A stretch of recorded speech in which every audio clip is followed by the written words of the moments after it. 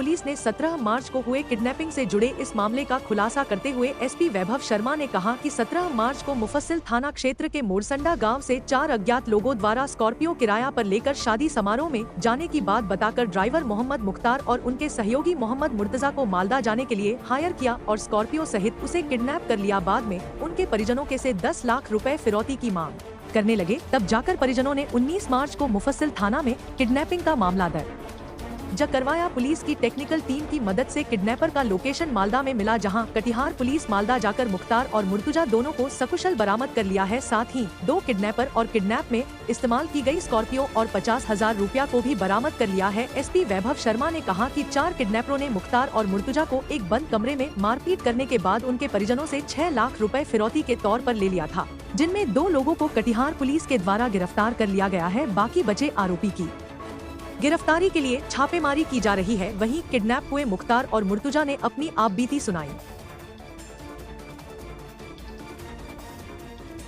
दिनांक 17 मार्च 2025 को वेस्ट बंगाल के 4 अपराधी कटिहार रेलवे स्टेशन में उतरते हैं। वो लोग वहाँ पर एक टोटो चालक मुर्तजा से कांटेक्ट करते हैं कि हमको एक स्कॉर्पियो चाहिए जिससे हमको अपने घर वापस मालदा जाना है। मुर्तजा अपने जानकार मोहम्मद मुख्तार से बातचीत करता है और एक स्कॉर्पियो की उपलब्ध करवाता है। ये लोग वहाँ से थोड़ी देर मोंगरा गांव के पास जाते हैं, खाना पीना खाते हैं मुफस्सिल थाना क्षेत्र में, और वहाँ से ये लोग मालदा निकल जाते हैं। मालदा जाने के बाद इन लोगों के अपहरण की पुष्टि होती है और इनके पीड़ित परिवार को मालूम पड़ता है कि इनके परिवार वालों का अपहरण हो गया है। तो 19 तारीख को ये लोग अपहरण का FIR दर्ज करने थाने पर आते हैं।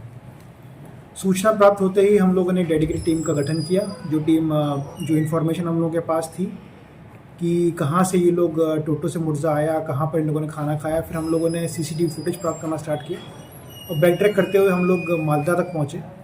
वहाँ लोकल पुलिस की सहायता से हम लोगों ने 2 दिन तक लगातार सर्चेस करी और जो लगातार वहाँ से फ़ोन आ रहा था अपहरणकर्ताओं से, उसको हम लोग ट्रैक करते हुए चलते रहे और लगातार जो हम लोगों ने प्रयास किया उसी का रिज़ल्ट था कि हम लोगों ने दोनों जो व्यक्ति अपहरण हुए थे, मोहम्मद मुख्तार और मुर्तजा, दोनों को बरामद किया सकुशल।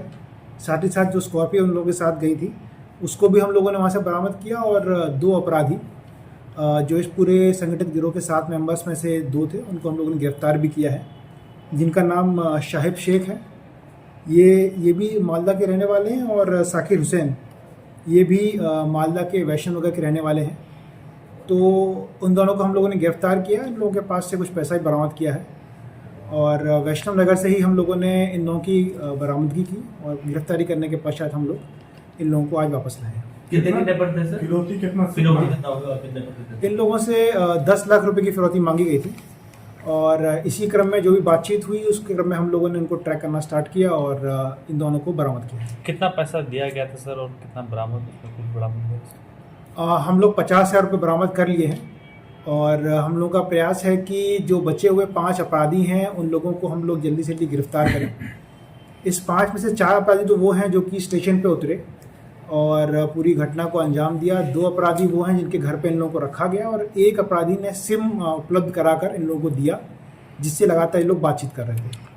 तो हम लोगों ने सभी को पहचान कर लिया है और सभी जो अपराधी हैं सभी मालदा के रहने वाले हैं और चिन्हित होने के बाद हम बहुत जल्दी उन लोगों को गिरफ्तार करेंगे। आपराधिक इतिहास सर जो गिरफ्तार किया गया? आपराधिक इतिहास के विषय में हम लोग लगातार बंगाल पुलिस से कांटेक्ट में हैं। कटिहार में और आसपास के जिलों में इनका आपराधिक इतिहास नहीं पाया गया है।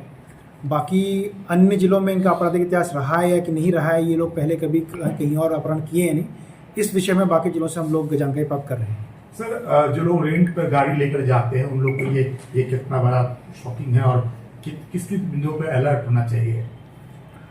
अलर्ट आप लोग पार्शियल वे में ही हो सकते हैं इसमें, क्योंकि ये बिजनेस है और इस तरीके से काफ़ी लोग भाड़े पे गाड़ी करके ले जाते हैं। बट ये बंगाल के क्षेत्र में थोड़ा ज़्यादा प्रेवलेंट पाया गया है। इसी केस में जब मुर्तजा को इन लोगों ने कांटेक्ट किया तो मुर्तजा ने कई और लोगों से बातचीत की थी, जिन लोगों ने ये जानकर कि मालदा गाड़ी जाएगी ये जानकर मना कर दिया। तो ये जो क्योंकि मोडस बंगाल से लगातार ऑपरेट हो रहा है, तो थोड़ा सा इस चीज़ को लेकर लोग कॉशियस हो सकते हैं कि अगर मालदा क्षेत्र या फिर उसके आसपास के क्षेत्र में अगर कोई गाड़ी ले आने की बात कर रहा है जिसके बारे में ज़्यादा जानकारी नहीं है, तो थोड़ा पूछताछ करने के बाद ही गाड़ी को वहाँ पर लेकर जाएं, ताकि इस तरह की घटना दोबारा घटित ना हो। ठीक है सर।